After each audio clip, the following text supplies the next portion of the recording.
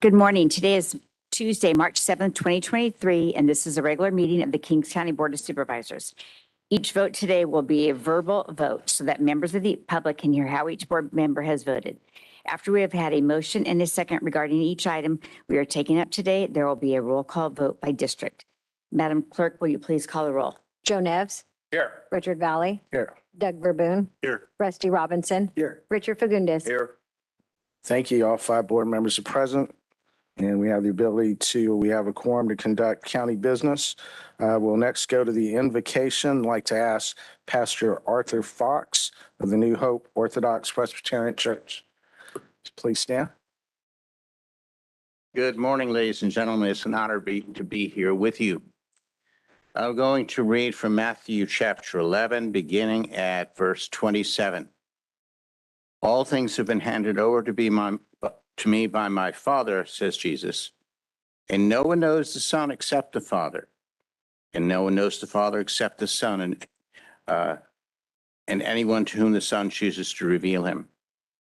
Come to me, all you who labor and are heavy laden, and I will give you rest. Take my yoke upon you, and I will give you, and learn from me, for I am gentle and lowly in heart, and you will find rest for your souls.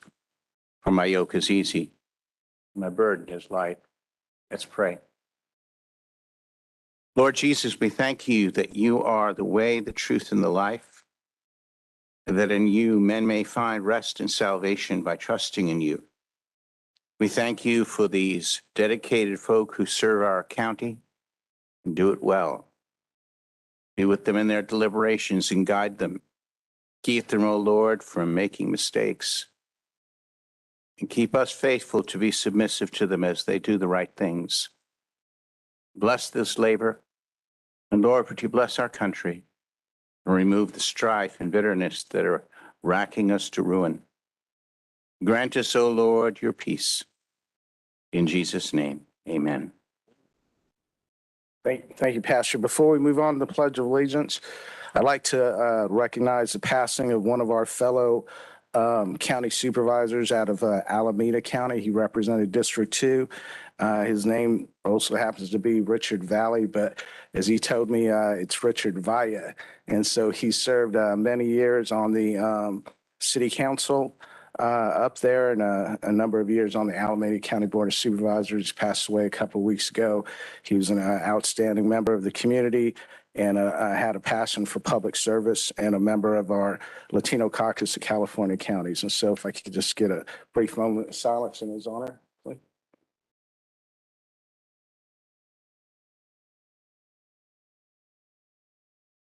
Thank you. Please join us in the Pledge of Allegiance. Pledge of Allegiance to the United States of America and to the republic for which it stands, one nation, under God, indivisible, with liberty and justice for all. Out of all the Richard Valleys I know, he was the nicest one. That's a nice tribute too. Next, we'll go to unscheduled appearances. Any person may directly address the board at this time on any item on the agenda or any other items of interest to the public that is within the subject matter jurisdiction of the board. 2 minutes are allowed for each item. Madam Clerk, do we have anyone who's already put in a speaker card and also anyone online? First of all, I just wanted to state that the board did receive a letter from Dr. Willard Roberson. They received it in electronic and hard copy, and it will become part of the permanent record. Our first speaker card is Dina Rizzardo.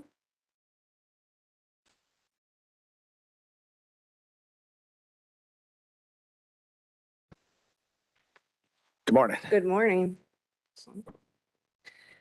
I'm Dina Rizzardo. I'm the current CEO of the Kings Fair. I also am the CEO of the 24th District Agricultural Association in Tulare as well. Thank you for having me this morning. It has been wonderful to be a part of this community for the last, I think, 65 days now I've been on, I think. The Kings Fairgrounds, we are working hard at getting it back in order so we can have a fair June 15th to the 18th this year. So please mark your calendars, as we'd love to see you. The next 40 days we'll have racing will start. It did get canceled this weekend. Peter did call the race due to weather. But we are going to have monster trucks. He's put monster trucks on April 15th. And we do have a couple Mexican rodeos and bands this week as well. We tore down the King's Theater to allow for more events in there, different events in there. So we're planning a lot coming the next few months to get the fairgrounds back in order. I'm here today. I don't know if you guys are aware of the Community Resiliency Grant Program. The state put this program out. It's $158 million that they put out to fairgrounds and communities. And it doesn't sound like Kings County actually put in a grant for that. 95 million of that went to fairgrounds. So some fairgrounds received resiliency money and some fairgrounds did not. 58 million of that has to go through your community, has to go through the county for approval. I'm here to request that the county allow me to put in a grant for the fairgrounds for 30,000 square foot complex where the marketplace is, where that's the largest building, I think, in Kings County right now. The plans have been drawn. It's the same building that we received funding for on the fairground side for Tulare. And that's it'll allow for conference centers, it'll allow for basketball, volleyball for the community to utilize. It's an $8 million grant that I'm applying for. I just need support to allow to write the grant by Friday, get something in the process. It's programs called Amplify, and then the county would be part of that grant process. At one point in time, fairgrounds were allowed to go through the community side. And then the governor took us out of the community side and said, okay, you have to have at least your county's approval and then you can come through the community side. It's too bad they took us out because Kings didn't receive anything on the fairground side resiliency. And I think it's really important that we look at the Kings Fairgrounds and try to get a new building over there as well. So that's what I'm requesting, is to hopefully get a grant started by Friday. I need to get the application in and then we can move forward. I've requested to be on your agenda next Tuesday as well. Can I ask a question? Yeah, yes, So did you do the one for Tulare County? Yes, I did. And I received Have a $8 million. You have a copy you can kind of follow on for this application? Actually, I have the application ready to go. I'm going to turn it in Friday. All right. You just need direction from the board, correct? I just need directive from the board that I can apply in the county's name for the fairgrounds. And I'm okay with that. As a matter of order, this is in public comment and it's not agendized as a matter. that's So fine. the So, board as a body can't give direction this morning, but you can express individually a desire and then it could come back next week. I understand that you're going to be here next week for ratification. then I think we have two options. Thank you for that though. But one, when she was speaking, I was just going to ask Mr. Hill whose business card she can connect with to move forward. But I think during, if we go procedure during board member announcements, if we take up this matter and there's a quorum, all five of us are in agreement during board member announcements, then we have the ability to direct staff to move forward. You can direct staff to move forward in working with her to submit a grant, but you wouldn't be approving the grant application. No, obviously. Or taking a No, board no action. one's going. Yeah, you can direct staff. Thank you. Mr. Hill? Yes, thank you, Mr. Chairman. If the act of submitting the grant does not bind the county, we don't need board action to take that. And we've already spoken with the CEO this morning and we'll take steps. We'll meet with her shortly after this to figure out the pieces of the application, get it submitted, and if needed, we'll bring it back to your board for consideration. Okay. We're good. Welcome. Good luck in your new job. All right. Thank Welcome you. to Kings County. All right. Thank you. The next speaker is Rosemary Ron. Good morning, Supervisors. Rosemary Ron, Department of Public Health. I'm just here to give you a quick update that on Friday, March 3rd, the California Department of Public Health announced several updates to state public health officer orders that have guided Californians for the past 2 years 2.5 years throughout the pandemic. And the updates to the orders are related to vaccination, masking, isolation, and quarantine, and will take effect in the coming weeks and months. So I'm here to just tell you about 2 orders that are going into effect next week, March 13th. I'll be back to your board on the agenda on the 28th to update you with the April 3rd updates and removals of some of the emergencies. So the 2 that have gone into effect, they're going into effect next Tuesday. So they're in effect until midnight, March 12th. The first one is a reduced isolation time after a positive COVID-19 test. Beginning March 13th, a COVID-19 positive person may end isolation after 5 days if they feel well, have improving symptoms, and are fever-free for 24 hours, with less emphasis on negative testing. Cal OSHA is supposed to align with the same order, although I have not seen Cal OSHA's update yet, so I'm hoping this week it will happen. This change aligns with the Centers for Disease Control and Prevention recommendations that take effect on Monday, March 13th as well. So those will be in place. And then the Disease Control and Prevention Order, the State Public Health Officer Order, formerly known as Beyond the Blueprint, is being updated to align with CDPH's isolation and quarantine recommendations that I just mentioned, and include the updated definitions for a confirmed COVID-19 test. The updated order will take effect March 13th, provides prevention and mitigation strategies and slowing the spread. So traditionally, they've said if you've tested positive, you should stay home for 5 days while you're ill. And then if you're symptom-free, you had to test negative before you could return to work. This is removing that testing requirement. As long as you're feeling well, you can return to work. I think most medical providers have been doing that recommendation already, but this just puts it officially in paper. Anyway, and I will be back. You can't get rid of me that quickly. I'll be back on the 28th to give you an update on all the April 3rd changes as well.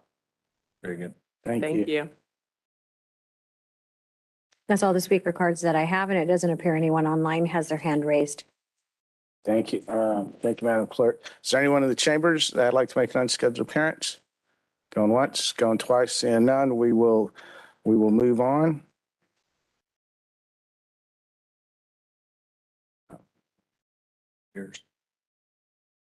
Morning, sir. Sorry about that. My name's Tom Pierce. I had contacted Jimmy Hook a year ago. I had to work up an industrial hemp crop that was planted, had the permit for. 2 years ago, I met all the rules to grow industrial hemp.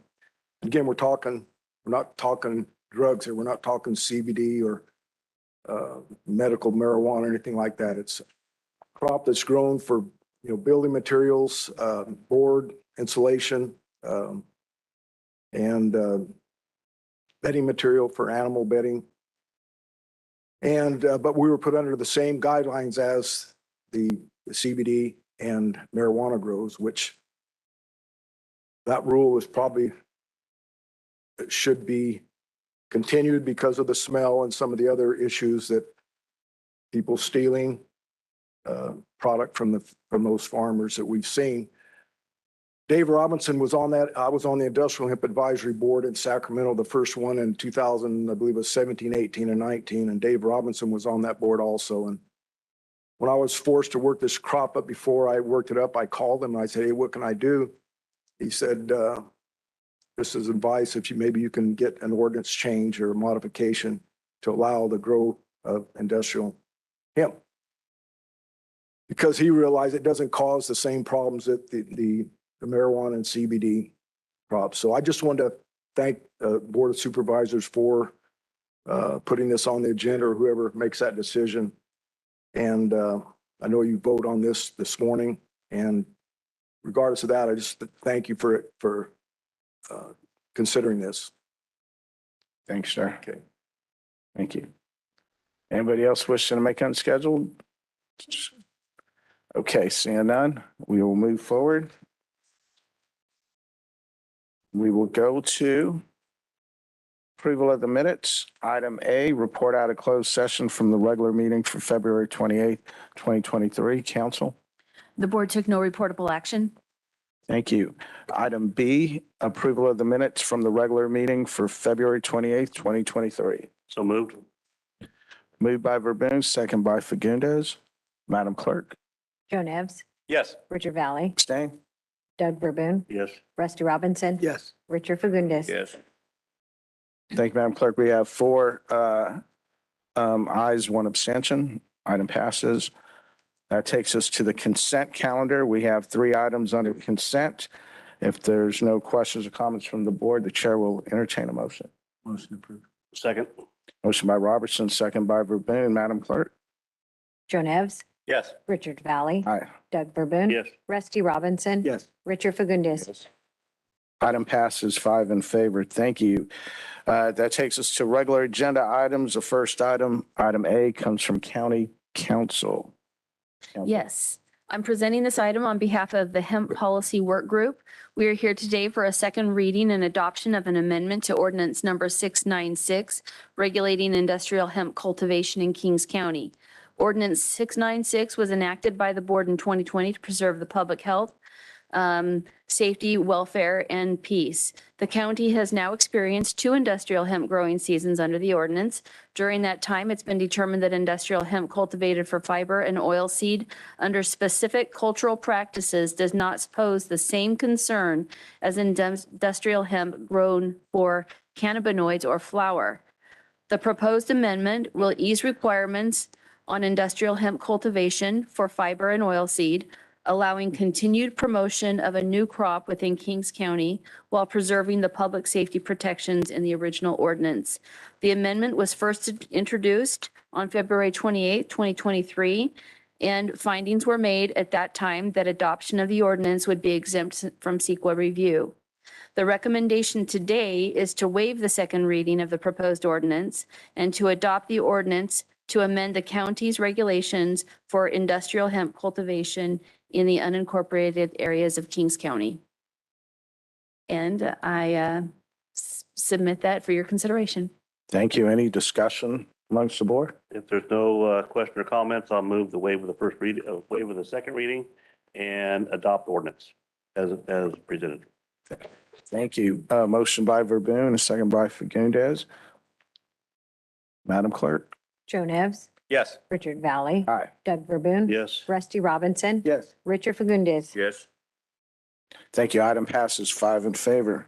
Item B comes from Human Resources. Morning, Carolyn. Members of the board, Carolyn Least, Human Resources.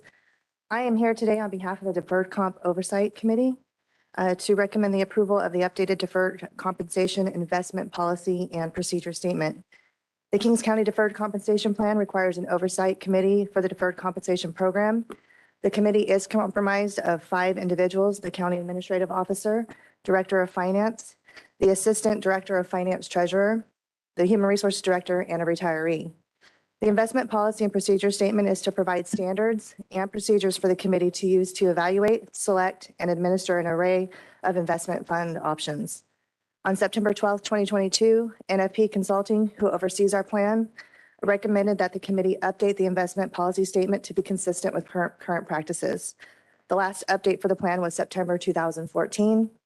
This was discussed and the item was tabled, and a draft investment policy was brought back to the committee on December 12th, 2022 for review of the revised policy and a vote.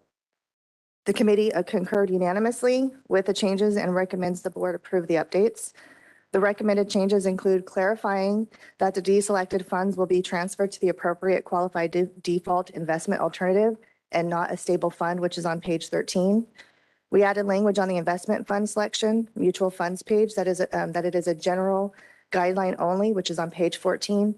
And there was some missing scorecard methodology that was added to the back pages, which is pages 25 through 36. And I submit this item for your recommendation or consideration. Thank you for the presentation. Are there any questions or comments from the board? On the item? Second, Verboen. Motion by Fagundes, second by Verboen. Madam Clerk, will you please call the roll? Joe Nevs, Yes. Richard Valley, Aye. Doug Verboen. Yes. Rusty Robinson. Yes. Richard Fagundes. Yes. Item passes 5 in favor. Thank you. Takes us to item D this morning, comes from, item C comes from Human Services Agency. Good morning. Would you like to present your item? Good morning. Yes, good morning, Chairman and members of the board. Monica Connor, Deputy Director for Kings County Human Services. Mr. Chair, before we begin our presentation this morning, I need to direct your attention to an error we made on today's item. Originally, the recommendation was to adopt a proclamation announcing March 2023 as Kings County Social Worker Appreciation Month. However, what we are recommending today is for the board to adopt a resolution proclaiming March 2023 as Kings County Social Worker Appreciation Month. And you should have the updated resolution in your agenda packets today. The national government annually declares the month of March as a time when everyone in the nation, state, and local communities should acknowledge the importance of the social work profession. Currently, 71 human services agency social workers provide services to Kings County's most vulnerable populations. As March is recognized as National Social Worker Month, this is an opportunity for Kings County to acknowledge the important contributions social workers make to the community. With me here today are program managers Trish Schubert and Jason Kemp-Vinny. They will be presenting to you brief data that represents the work in the Child Protective Services and Adults divisions. Morning. Just last year, 2022, the Department of Child Welfare Services, we received just about 2,000 calls that were called into our child abuse hotline. We conducted just around 932 investigations. Those investigations could be one of two fashion. Either they're responding to the local community immediately, or it could be within 10 days. From there, we have helped just about 191 children exit our foster care system. We had about 217 children that entered our foster care system. To date, as of this month's data, we are working with just around 415 children. Around 346 of those children that we are working with are in out-of-home placement or placed in some kind of a foster care setting.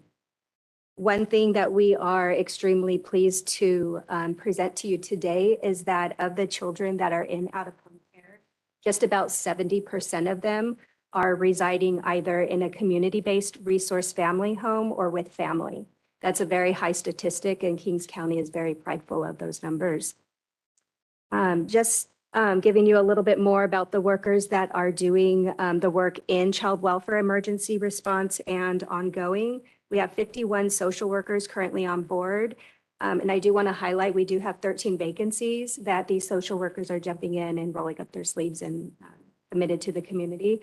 And we have 14 supervisors that are overseeing the work in child welfare. So with that said, I'm going to go ahead and turn it over to Jason for adults. Good morning, Chairman, members of the board. My name is Jason Kemp-Vinny. I'm Program Manager for Adult Services. So I have APS, Adult Protective Services, and In-Home Supportive Services. And I want to just highlight some of the fantastic work that my social workers do on the adult side. For the Adult Protective Services for last year, 2022, they received 763 intakes. That's 763 different cases they're investigating.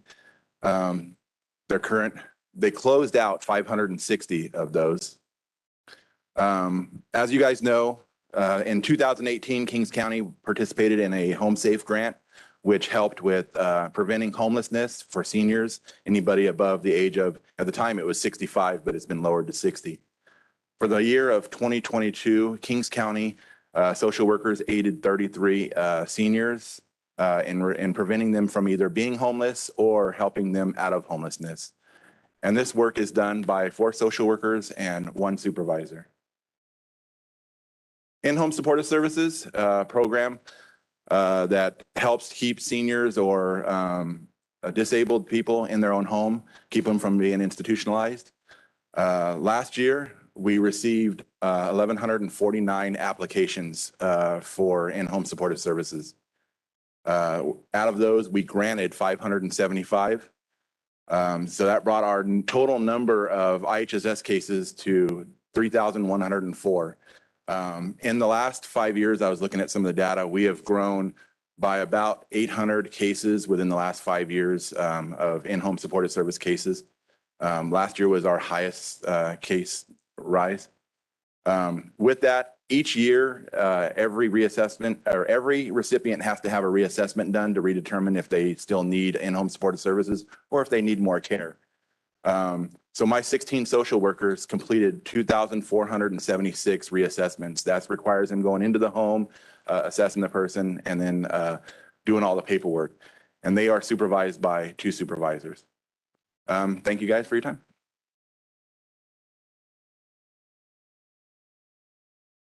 Social work is a practice-based profession that promotes social change, development, cohesion, and the empowerment of people and communities. As noted earlier, there are approximately 71 social workers employed with the Kings County Human Services Agency today. We have invited social workers and their respective program managers to today's board meeting to acknowledge their commitment to the social work profession. And I'm going to read a few names right now, and I will ask you guys to stand once I read your name, please. Jose Rodriguez, Esaias Rodriguez, Kate Alsueta Cabello, Stephanie Walashin, Elizabeth Chavez, Jennifer Bell, Crystal Angulo, and program managers Trish Schubert, Jason Campveni, Jean Reyes, and Trey Wilcox. All of these individuals represent the profession of social work to a high standard. Day in and day out, these individuals coach their peers, interact with partnering agencies, respond to crises, and support vulnerable populations in the community. They do this with care, compassion, and integrity, even through the toughest challenges. At times, they sacrifice personal time with family to ensure the safety and well-being of the residents of Kings County. With great respect, we thank you for your amazing work. Chairman and members of the board, that concludes our presentation, and I respectfully ask for the board to adopt a resolution proclaiming March 2023 as Social Worker Appreciation Month for Kings County. Thank you. Thank you. Thank you for the presentation. Thank you for the county employees who are here today and doing the job that you do. On behalf of the board, I know that we appreciate your work, and we know it's work that you guys probably take home with you too, and is in your mind when you're trying to lay down and get rest at night too. So thank you. Thank you for your work. Any other discussion from the board? Comments? Yep, second. Verboen. Motion by Fagundes, second by Verboen. Madam Clerk? Joe Nevs, Yes. Richard Valley, Aye. Doug Verboon, Yes. Rusty Robinson, Yes. Richard Fagundes. Yes. Item passes 5 in favor. The resolution passes 5 in favor. Thank you. Thank you. All right. Next item, item D, comes from IT Department. Good morning, Mr. Devlin. Good morning, Chairman Valle, and fellow board members. The item I have before you is a memorandum of understanding with Golden State Connect Authority. That's the same group that your board joined formally last week. Little overview, on October 25th of 22, the board approved the IT department to apply for a broadband planning grant from CPUC, California Public Utilities Commission.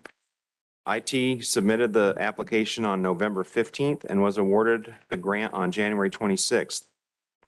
In the application, it was made clear that if the County of Kings were to become a member of Rural County Representatives of California, RCRC, that we would join in their effort to bring broadband to their respective 39 counties, which is now 49 or 40 counties. Sorry, jumping the gun there.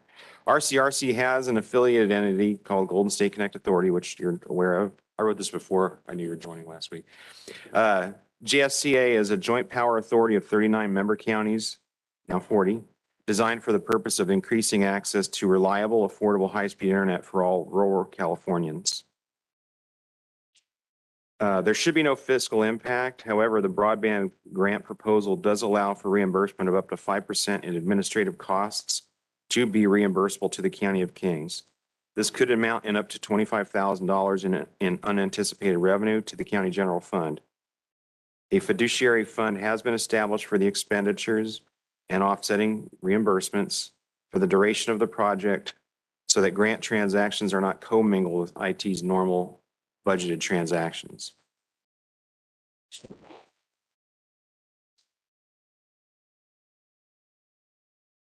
I do want to point out that the original budget that was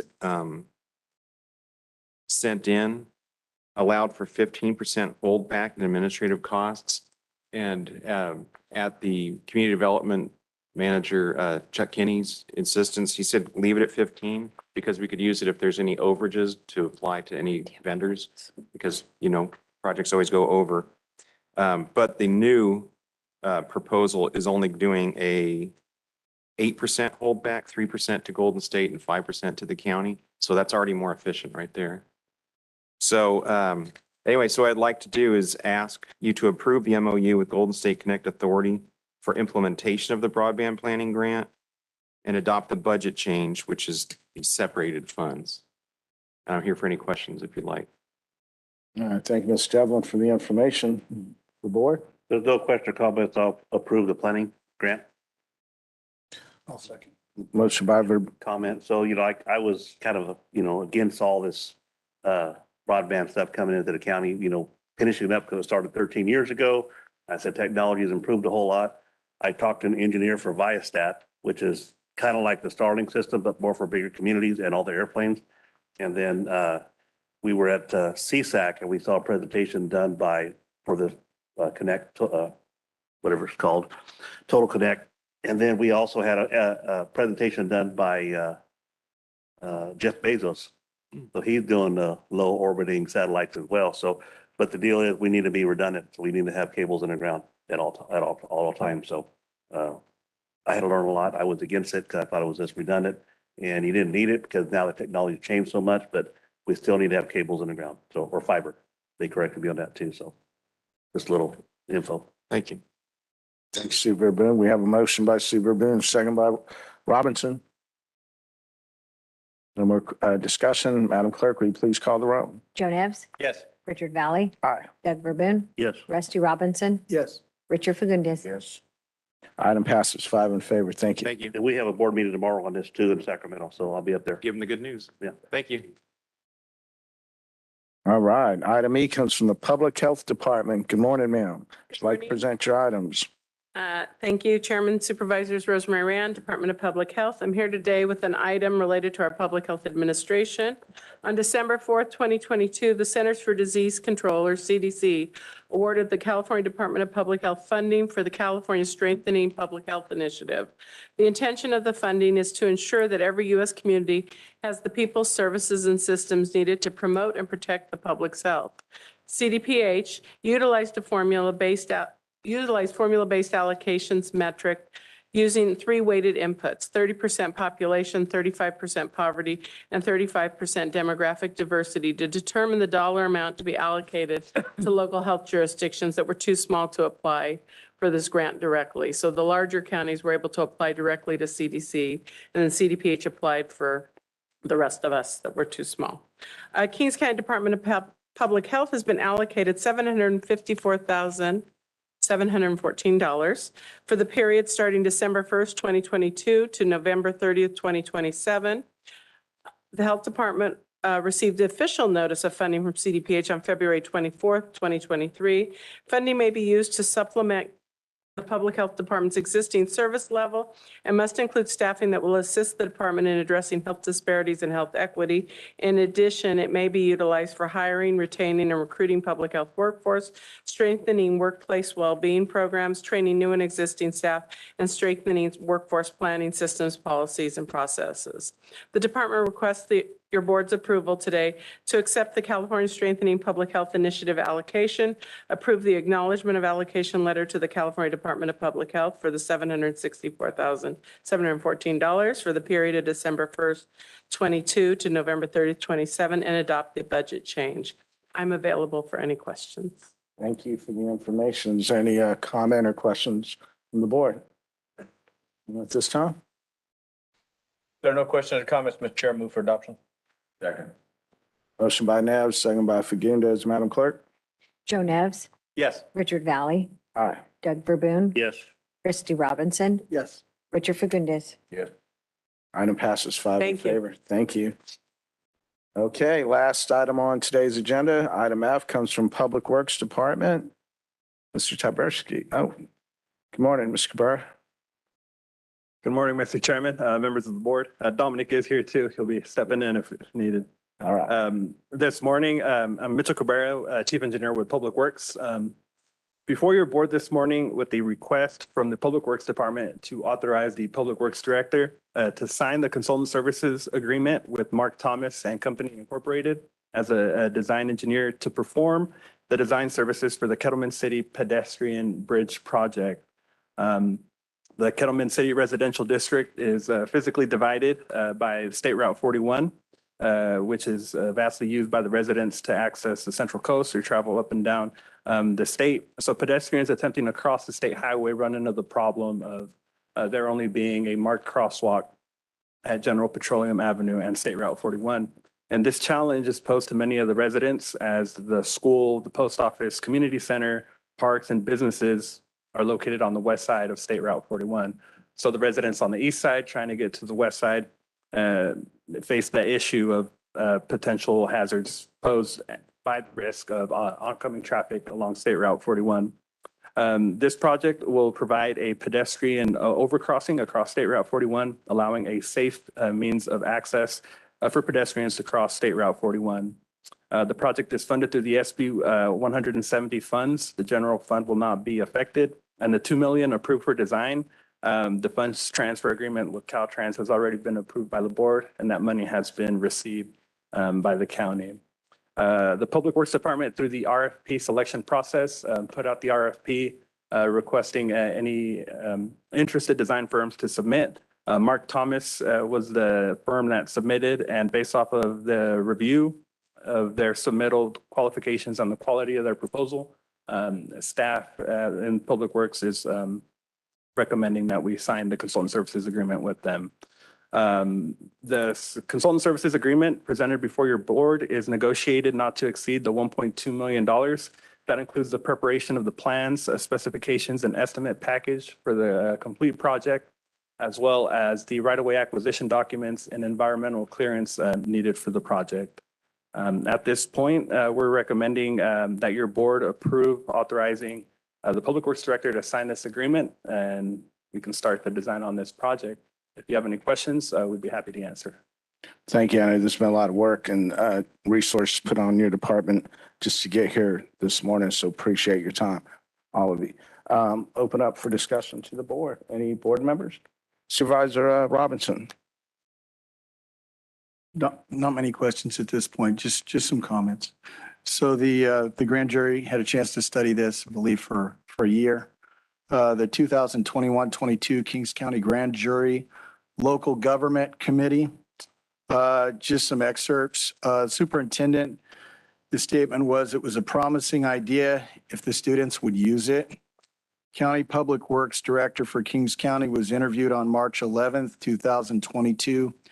And again, on April 22nd, 2022, he shared there are other short-term measures that could be taken until a pedestrian bridge could be built or that could be put in place instead of a bridge, such as the Hawk system or a version of a roundabout. In the Caltrans Deputy District 6 Director's opinion and experience, a pedestrian bridge going over a two-way highway may not be used. Pedestrians tend not to go out of their way when they can go in a straight line and cross the street. He explained other alternatives to a pedestrian bridge, such as many diverse types of flashing lights, roundabouts, etc. Roundabouts slow traffic down and prevent fatalities while keeping the traffic flow going. Signals are not used as they impede the flow of traffic on a highway. Flashing lighted crosswalks are expensive and have high maintenance costs associated because they are embedded in the pavement. The other options mentioned, such as a variety of flashing lights or roundabouts, are also less expensive compared to a bridge that may or may not be used. The findings: finding number one, Kings County Department of Public Works has made recommendations to the Board of Supervisors. Finding number two, Caltrans and Kings County have agreed to install a rectangular flashing beacon at General Petroleum Avenue. And finding number three, $2 million has been designated as being held by Caltrans for planning, engineering, and design of a pedestrian bridge. The total cost for the pedestrian bridge is estimated to be $10 to $12 million. Finding four, the Kings County Department of Public Works and Caltrans has advocated for solutions such as a rectangular flashing beacon, the Hawk system, and/or a roundabout instead of a pedestrian bridge. Finally, the recommendations. Recommendation number 1, Kings County Board of Supervisors should consider the use of less expensive solutions that could be quickly implemented. Recommendation number 2, the Kings County Public Works Department should install a rectangular flashing beacon as soon as possible. Kings County Public Works Department should also continue working with Caltrans to install more cost-effective solutions far enough down State Route 41 to slow down traffic as they approach the crosswalk at General Petroleum Avenue. And recommendation number 3, the Kings County Board of Supervisors should revisit the probable non-usage of a pedestrian bridge.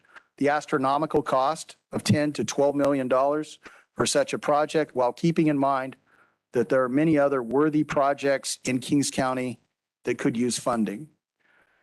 Recommendation number 4, considering the maintenance that a pedestrian bridge would require and the probable non-usage of such a bridge, the Board of Supervisors should not go forward with the Kettleman City pedestrian bridge. Other options should be installed, such as the Hawk system, lighted crosswalk, roundabouts, or extra flashing lights. I appreciate the efforts of Chairman Valley. I know he's tireless in his efforts with this, and they certainly don't go unnoticed for your district. We both want to help people. We just disagree on how to help them. Kettleman City has a population of 1,242 people. This bridge is for 15 to 16 children, and they're very important. But $10 to $12 million for 15 to 16 children, in my opinion, is too much for too few. And in my opinion, also not enough bang for my buck. I believe that we could take that same money and do a lot of other good works for children and people. If the cost of the project is $12 million and there's 16 students, we'd be spending $750,000 per student. Or even if it was $10 million, we'd be spending $625,000 per student. With those figures, we could hire a security for all 16 of the kids until they were done with college to protect them. It's a lot of money. I don't believe in these times that it's financially prudent. The governor is anticipating a deficit of $44 billion next year. I don't view state money as free. Even if this money goes back to the state, I don't view it as free money. Yes, we want safety for the children, but there are many other safety measures that could be utilized for much less money. For example, the Hawk system, or also possibly the underground tunnel like they have at Pismo Beach. Thank you. Thank you for your comments, Supervisor Robertson. If I can just get us back online for the agenda item that we have before us here today is to move forward to choose a consultant service here. The comments are appreciated. The grand jury report was an item that we actually took up prior to you being seated. A lot has happened since that grand jury report. And also, as you pointed out, the 1,400 people from Kettleman City, 0 people on the grand jury are from Kettleman City. And so I listened to the YouTube video of the board meeting from last Tuesday when the board took up the item for the earmarks. And I was very impressed with listening to your discussion. It was very thought out. It was very intelligent. I heard how you went door to door over the weekend to your constituents in Armona and got, you heard their opinion firsthand on how they felt about the homeless center. And that's really good work, Supervisor. And I just want you to know that's the same work that I did in Kettleman City to represent that, to get to this process today, the same procedure that and time that the board took last week to prioritize an item to go after federal funding. We went through that. And this bridge came out the #1 project roughly 2 or 3 years ago. As far as the money, I agree with you on I'm pretty conservative kind of guy. I'm pretty, as we spend more time together, you'll see I'm very conservative, fiscally, very conservative. And to me, this money is very good use. The cost of the bridge is lower than what you quoted from the grand jury, and it's 100% taken care of, not by free money, but by hard-earned taxpayer money, but hard-earned time to go to Sacramento and to go get it. And so, when you talk about the amount of money for the bridge, you already voted yes, just on consent calendar, to spend more money on laptops and childcare services than on this bridge. So fiscally, I don't know if you did the math on that, on the amount of money that we spent per kid, but this is for more than 16 kids. This is for a community, a total community. This bridge, as pointed out in the presentation, we all benefit from Highway 41, whether it's going to the coast or going to Paso Robles for some wine tasting. But just like high-speed rail has divided farmland, farmers, people, communities, that Highway 41 historically has divided the community of Kettleman City. So this bridge would do more than the safe crossing of whatever number of kids you counted to go to the elementary school. This would be for generations to come. This would be to make the community more walkable, to reconnect the community for services. Is this something that, as I appreciate your fiscal views, that I hope when we go to roll call, that my district could have your support on it, sir. But I really do appreciate your comments this morning. I just wanted to backtrack on some of that. So can we take up the discussion on the consultant, Supervisor Verben? So Supervisor Neves and I sit on the King County Association of Government, which is all transportation. We sit on there with Caltrans. And I know that there was a Caltrans worker that was killed in an accident near where the bridge is going to go. It has been put on their radar to do a complete remodel of Highway 41 from, I believe, 198 and meet up with the 4-lane on the other side. There's a lot of construction, a lot of consideration happening in the next few years when it comes to 41.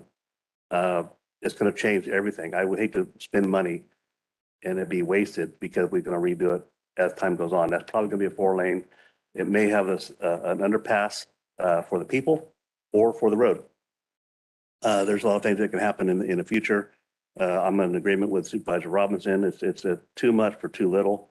I know when I spent 16 years on a Pioneer School Board, we had a problem with Pepper Drive on 11th Avenue.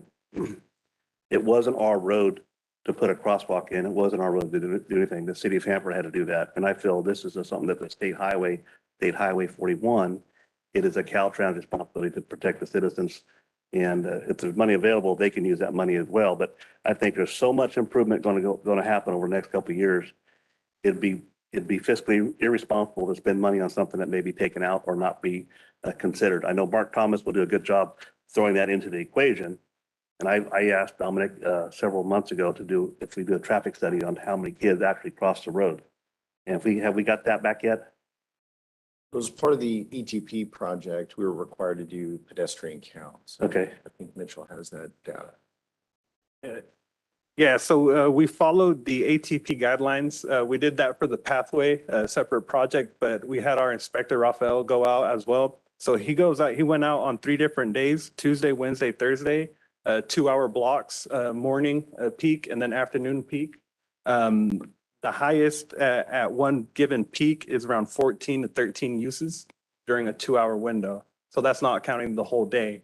During the time from, let's say, 2 to 4 p.m., the crosswalk was used 14 times, either going east or west along State Route 41.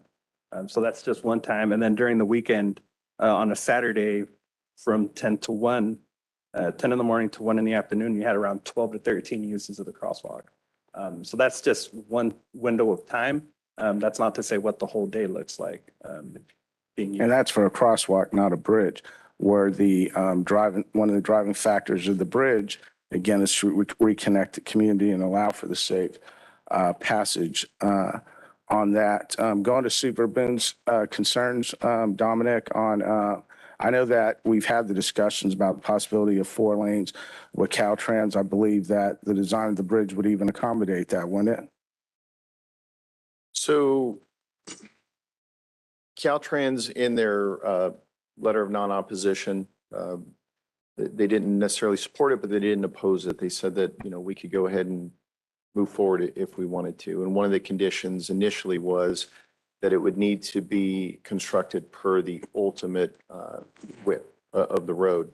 Since that time, though, I've had discussions with Caltrans director, and they've since moved away from that stance because Caltrans has taken a capacity increasing position, that they're not wanting to fund the increasing capacity for roads throughout the state, which I don't really understand that, but that is their position.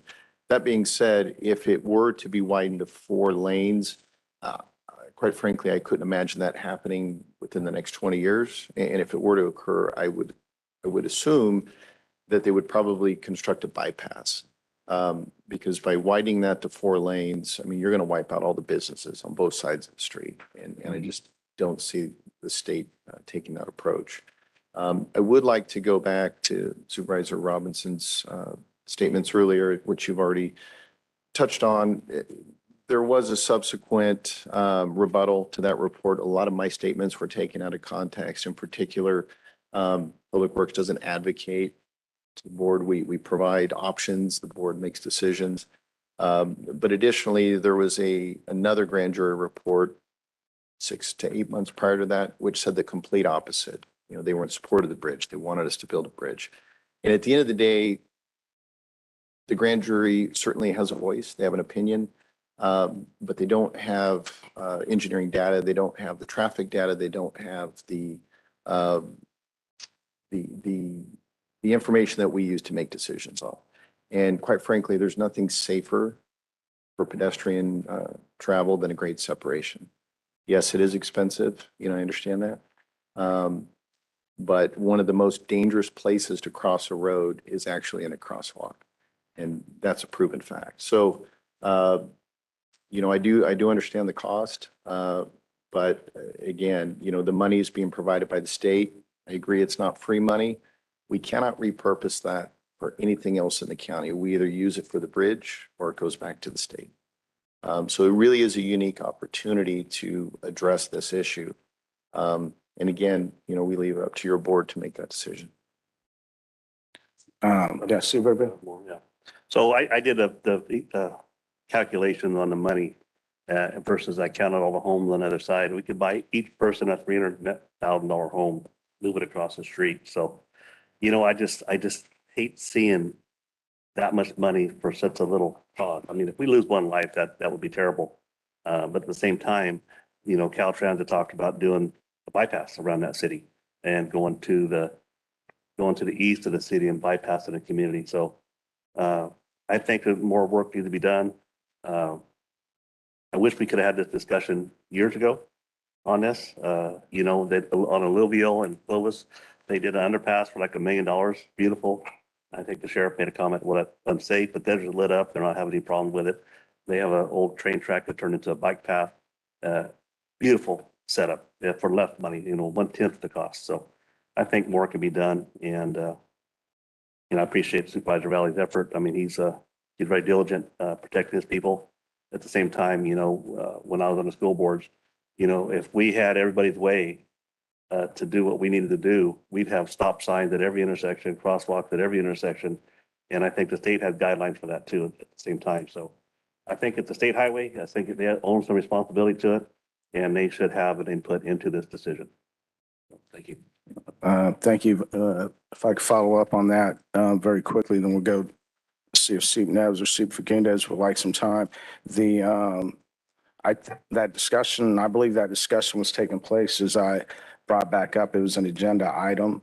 The board was asked to pick and prioritize a project to go after funding. We had a number of law enforcement agencies, including Kings County firefighters that are stationed in that Kettleman City Station. We had CHP here asking for support of that. The comments from the Kettleman City firefighters was that as they've not seen a child be ran over, they've seen it multiple times. I think one of them even said hundreds of times of near instances there that they witnessed. And so I think those words rang loud and clear that day. The board, we had residents from Kettleman City here. It was a long discussion here. Then we went to a vote, and it was a 5-0 vote to go for funding for the Kettleman City Bridge. So then when I went to Sacramento and came back with $2 million, we came back to accept the money. The board respectfully talked fiscally again and was worried about the amount of money. So I went back to Sacramento, went to work, and came back with 100% of the funding for the bridge. So I thought we were past all of that. As far as discussions at the state level, yes, it is a state issue. This was discussed in the Senate and the Assembly, passed in both houses, and signed by the governor. And now this money is here. So this discussion this morning is not what I thought would take place today. I believe that respectfully, we've done that. And so to backtrack on that is disappointing. It's disheartening to backtrack when my constituents aren't here, when they were here, and we took that vote up. That For the record, I've always said underpass, not a bridge. I've been against the bridge for the whole time. So that's but you did vote yes on the record to prioritize it. So I guess the question is, I know will they ever come back with some kind of, will Mark Thomas come back with an underpass or overpass, or are they strictly an overpass? good question. We're pursuing an overpass. We don't, there's issues with an underpass. You know, the example that you had cited that's, completely different environment, different location. There's certain challenges. I don't think the sheriff necessarily would support an underpass. Public Works wouldn't necessarily. There's drainage issues. There's potential for crime. You could light it up, but you still can't see what's going on down under there. And so, and again, me personally, I wouldn't want my children to go, in an underpass where they can't be seen and protected. So that's my personal opinion. Now, if the board were to direct us to do something different, again, that's well, within your authority, and we would act accordingly. Oh, well, let's just put it in clarity. The past votes have moved in the direction of support for the bridge. Here we are now to pick a consultant. So it's either pick the one consultant who applied or don't pick a consultant. And if that's the reason to kill a project that has had so much time and resources spent on, then that's just wrong. And that would be a bad day for Kings County. And I appreciate you bringing up the past grand jury report that came out prior to the one that Sue Robinson is weighing heavily on.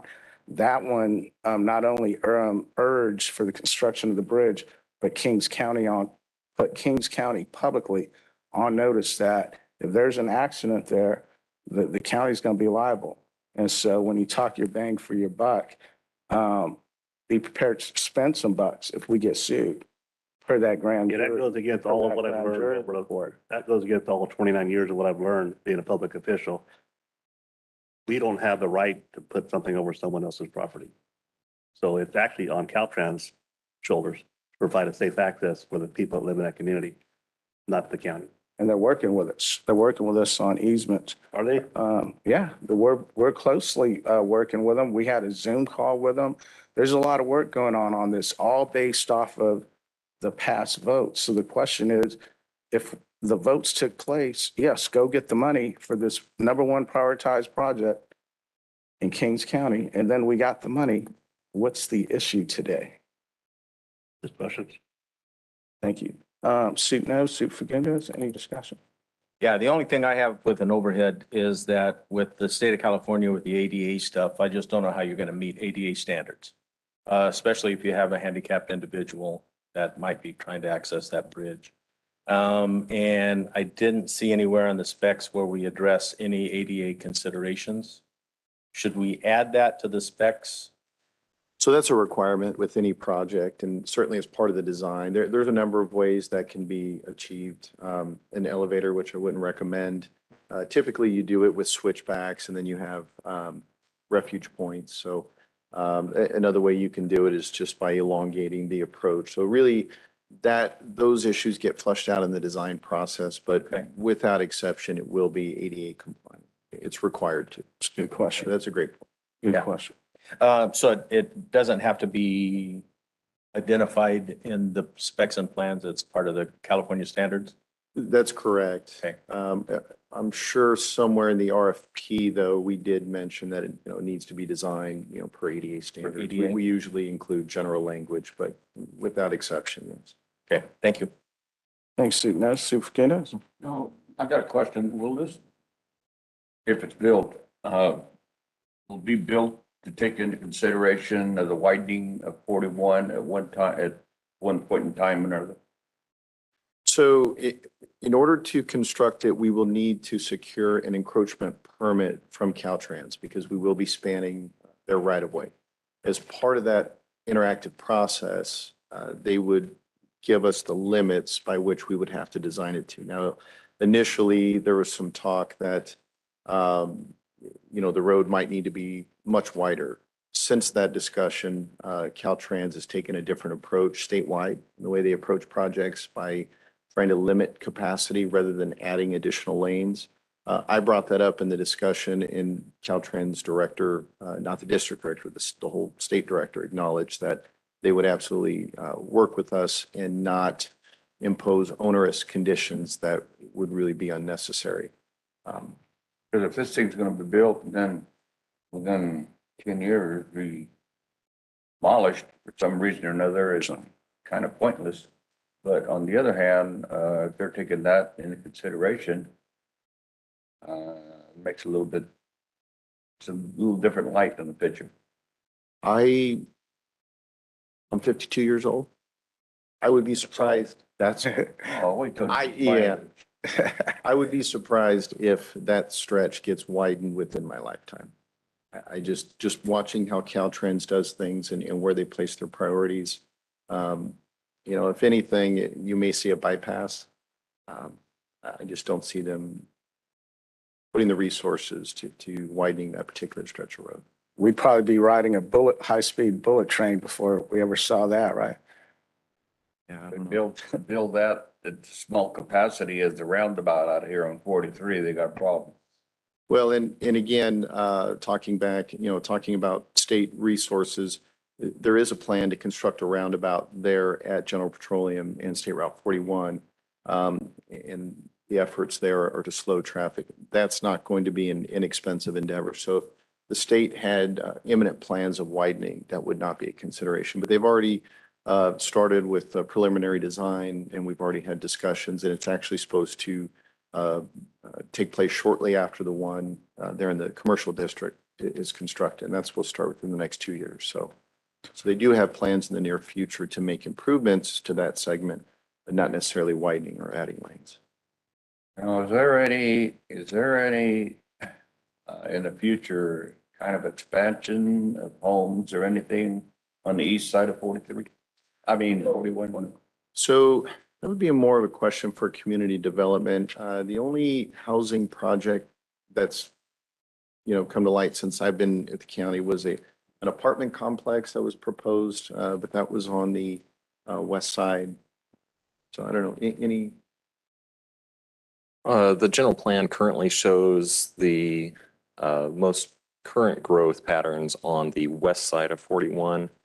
Ultimate growth from there will go to the north. Ultimately, it could go to the east, but it's not anticipated in the near future. We haven't seen the growth go into the current projected growth area west yet, so I'm sure we're years away.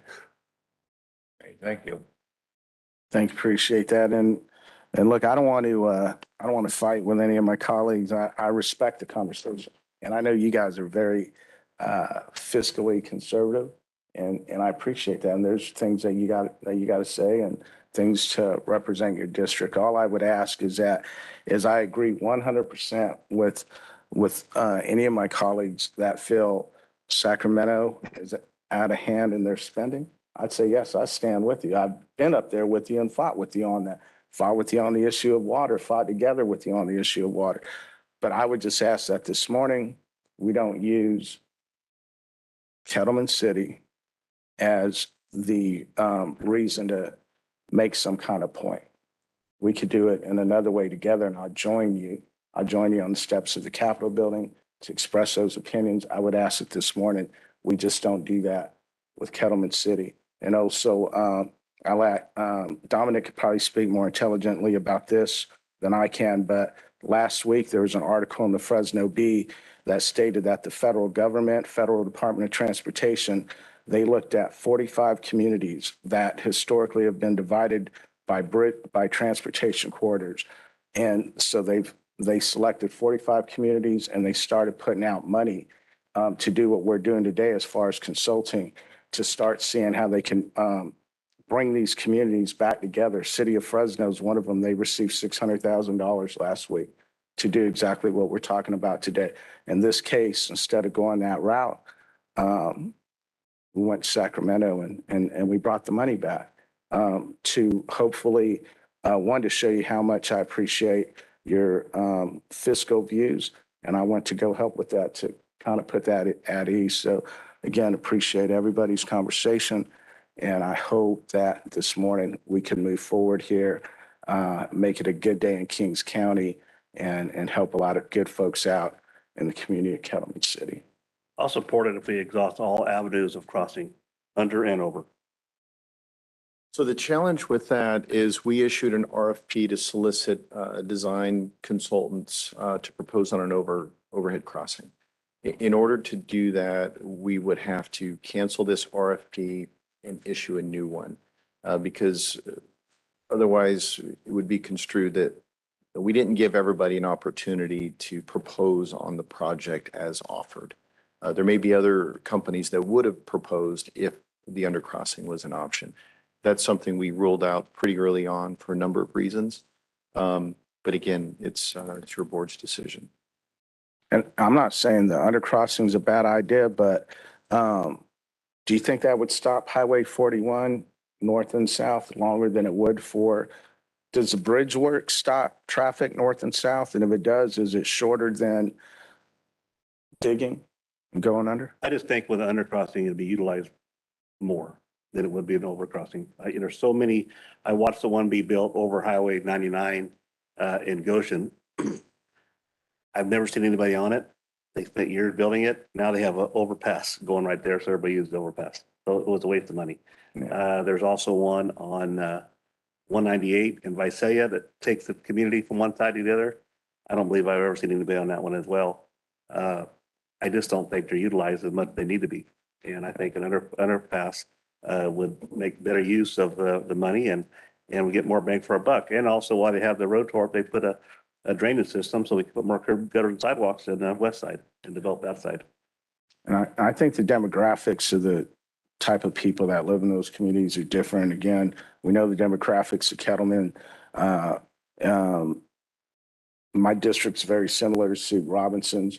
We're the only two Latino majority districts there.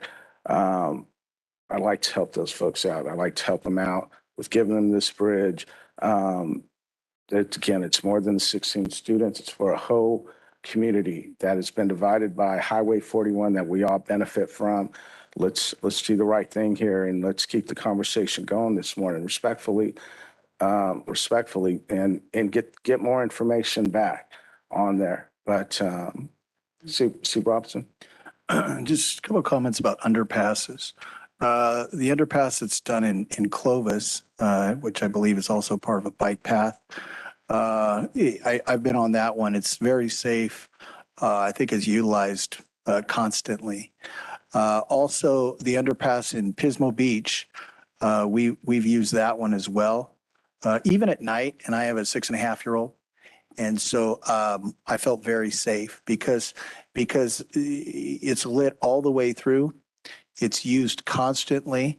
If there were safety concerns of something like that, I'm sure they could be addressed. I'm sure you could lock it after the usage when the children had gone to school if those were the concerns.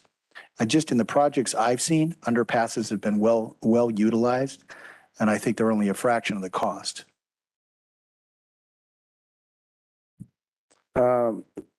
Again, Chicken. Dominic, can you stress just again that the conversations are taking place with Caltrans? We're not going to do anything that's going to surprise them. This is all, we were with the head, top of the line Caltrans folks on the Zoom call, top of the line.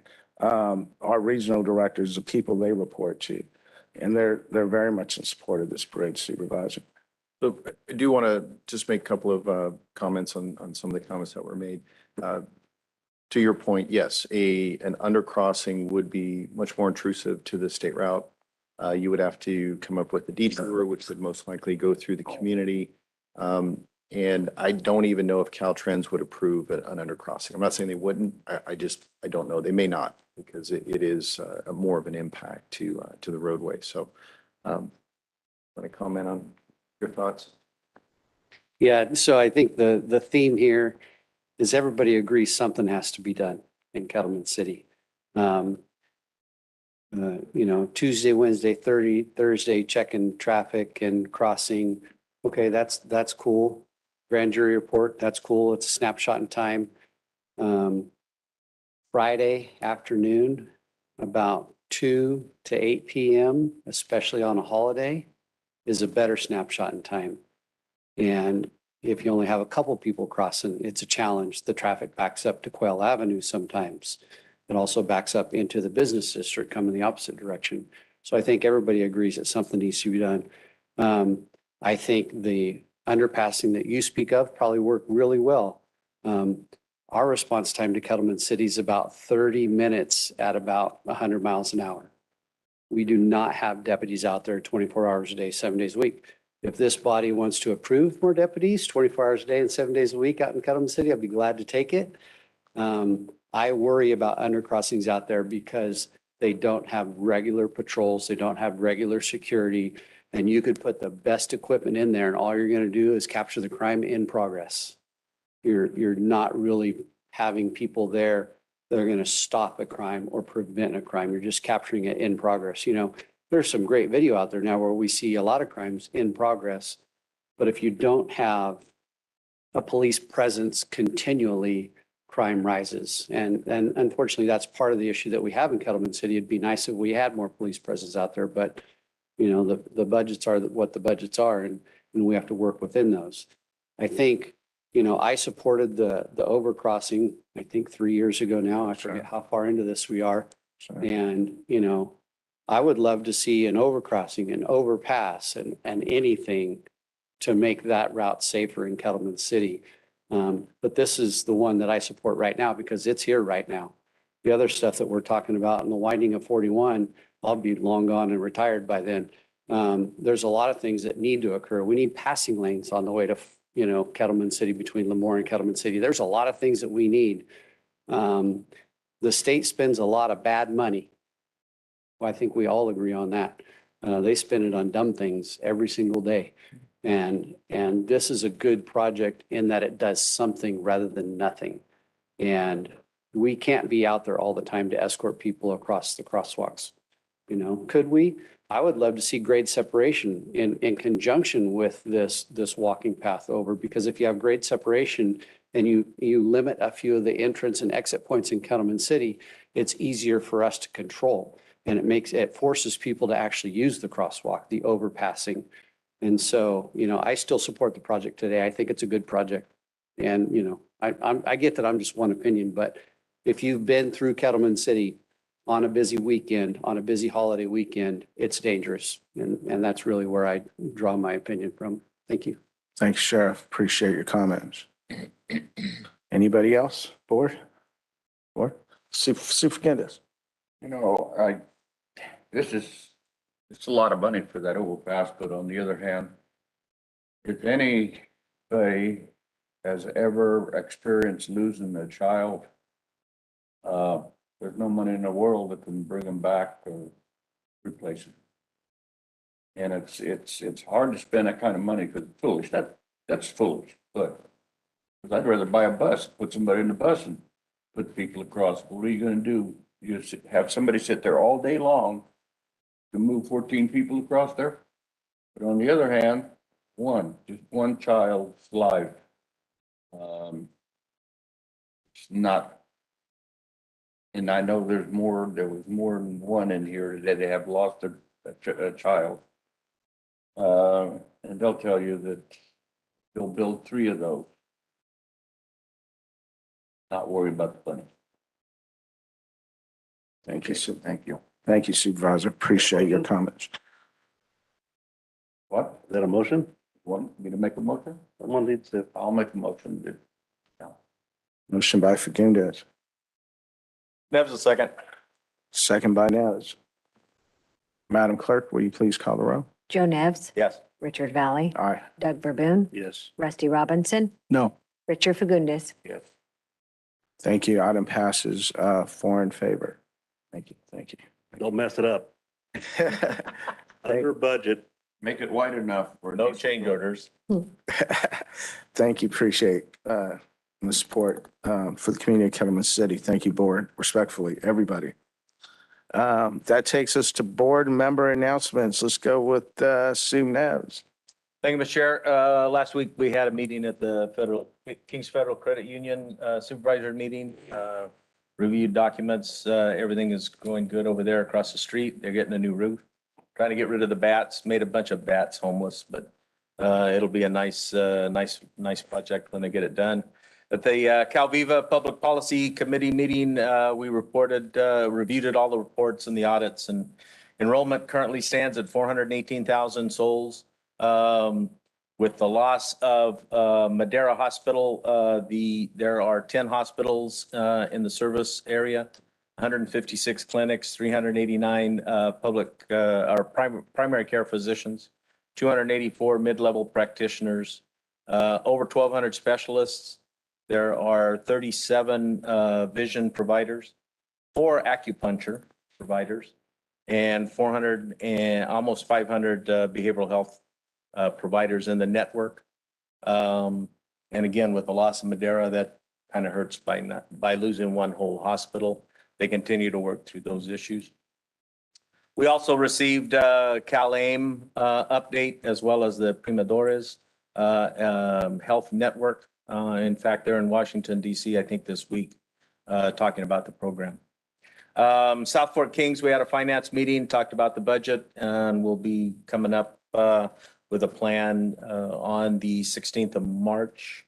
So we'll work on that. The Lemoore Raceway Play Day was on Saturday, got rained out. Hopefully we'll get cars on the track on March 18th. Hazard mitigation, local hazard mitigation planning was yesterday, had 19 participants. Thanks, Chief, for pushing that project forward, and we'll work on that not only for Kings County, but every community in Kings County. Keith Hernandez Memorial will take place on this Saturday, March 11th at noon at the Island Fire Station, if anybody's available. That was a good presentation last year, and I think they plan on making that an annual event to remember Keith Hernandez. Getting several calls thanking the Kings County or the Kings Community Action Organization for their assistance with individuals preparing their income tax. They've been kind, courteous, and very professional, and certainly want to thank and acknowledge that organization. Very much appreciated. And then last week, the Tulare Lake Subbasin, of which South Fork Kings is a member, received formal notice that the groundwater sustainability plan was rejected, along with 11 other plans in the state. The 3 main reasons that we identify are the well registry. Some of the other successful plans had a more aggressive well registry, and we put that off. The plan was to put that off for 3 or 4 years. We'll have to go back and revisit that. Water quality impacts were also not part of the original GSAs, but have been added subsequently. So we'll have to shore that up a little bit more as far as water quality. And then the subsidence thresholds They want more documentation and more representation as far as subsidence. The Tulare Lake Subbasin so far has spent over $2 million preparing the plan. 1.7 million with the initial 300,000 in this subsequent, and there's a belief that we'll be able to, do the next update somewhere less than 300,000 because we're only going to address those 3 areas. But talking about the state wasting money, we're going to end up spending, 2 million and change and still haven't developed any water. But the state wants you to have local control and local plans, but you have to do it by their specs and their ideas. And that's kind of the difficult hurdle that we're going to have to face. But we have all the intentions of shoring up those 3 areas and hopefully be successful in the 3rd round of submission. With that, thank you, Mr. Chair. Thanks, Supervisor Neves. Supervisor Fakinda. I'll have this week's housing authority, and we all did. And right after last week's meeting, went quick. And also this next Saturday, St. John's Society out here is having takeout dinner, also work. So with that, All right. Thanks, Superintendent. Superintendent. Last Wednesday, spent 2 hours on a Zoom call with the Rural Caucus for CSAC, basically discussing homeless ideas throughout other rural counties. And then Thursday, had our first CSAC meeting of the year, basically over policy and procedures, explaining what they had to offer. One thing I liked was he talked about the grant process, the grant writer. So we'll look into that, put some money into a pot, and then we'll have access to statewide or federal grant writer for $50,000 to get you started. They don't finish it. $500,000, they do it all for you. So we could probably fall somewhere in there where we have someone to help us look for grants to help us out. And so we'll look at that in the future. And then I spent some time with family this weekend, and all I have. Thank you. Thanks, Superintendent. Super Robinson. Let's see, last Wednesday.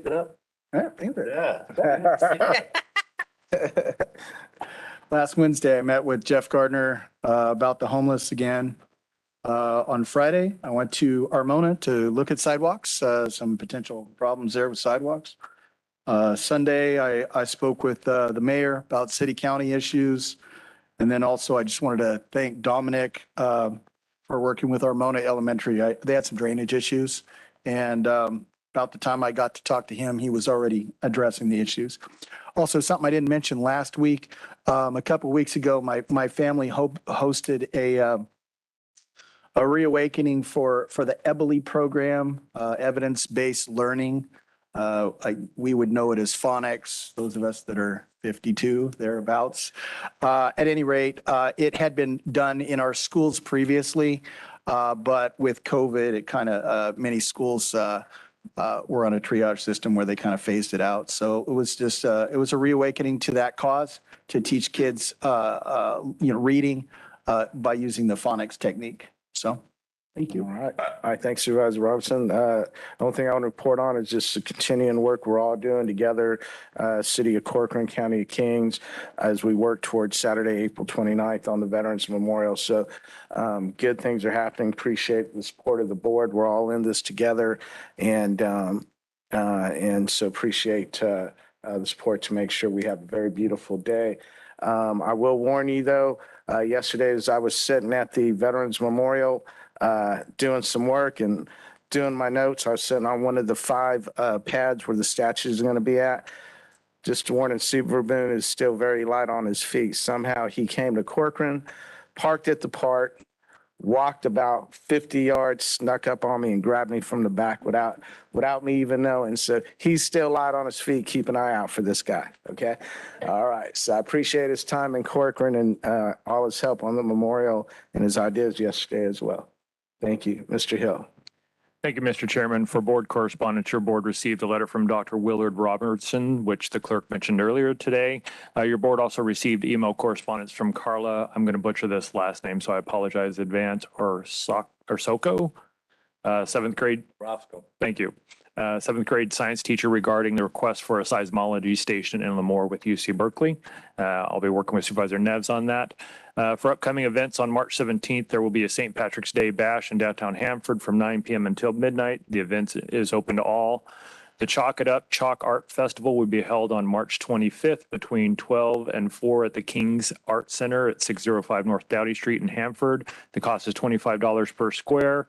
Prizes will include prizes will be awarded for first, second, and third. The event is open to all ages. There will be a music in park baked potato fundraiser in Avenel on Saturday, March 25th at the Floyd Rice Park at this time. That is all the details we have. I'll update as I get more details. The MIQ Parents Association will be holding their 14th annual golf tournament on Monday, March 13th at the Kings County Country Club. The cost is $800 for teams of 4, and there will be a shotgun start at 10:30. There are also sponsorship opportunities available. The American Legion Post 100 Lemoore will be holding their corned beef hash and cabbage dinner Friday, March 17th at 5:30 to 7:30. Tickets are $12 per person.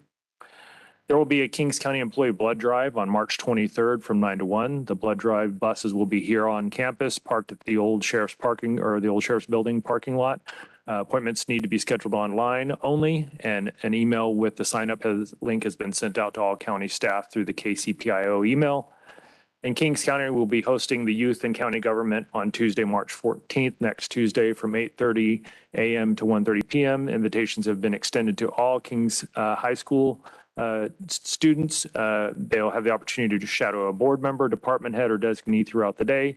Students will also be able to attend special luncheons sponsored by Hanford Rotary. And I get an opportunity to put on the dog bite suit. Is that correct, Sheriff? All right, awesome. All right. Probably need some special training before that.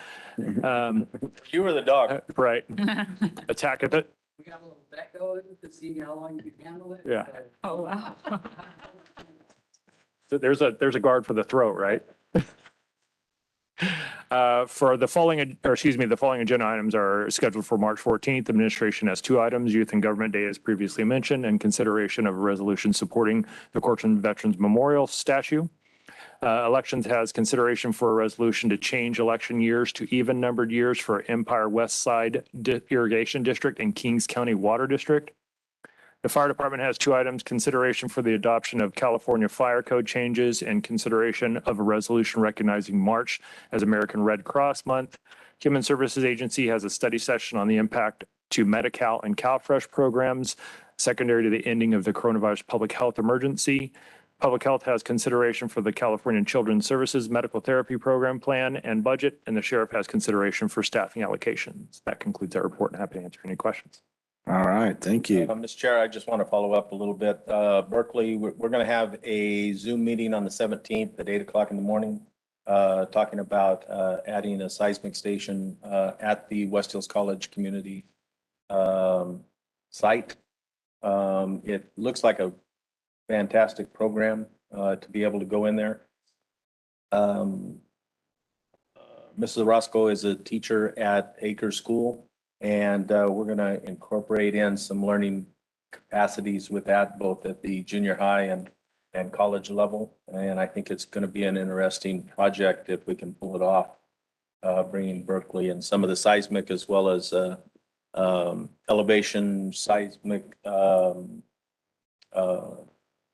all kinds of data that we're going to get out of this station. So if you get a chance, there is one in Parkfield. So on any Friday afternoon, you want to go to Parkfield and review that seismic station, I think it'd be a great trip, and see how that all works together. And I think it'd be great for the county to be able to host this site. And I hope West Hills Community College in Lemoore can pull it off. Also, the other thing about the dog, the last time the dog bit somebody, he had to clean the tail end of himself just to get the taste out of his mouth. So I'm not sure. Got to be careful when you wear it to make sure that all of the areas are not exposed, to not expose the dog. Right. All right. Coming from Public Health, I understand. Yeah. Okay, if no other discussion, then we will adjourn and we'll go into closed session for 2 items. Thank you.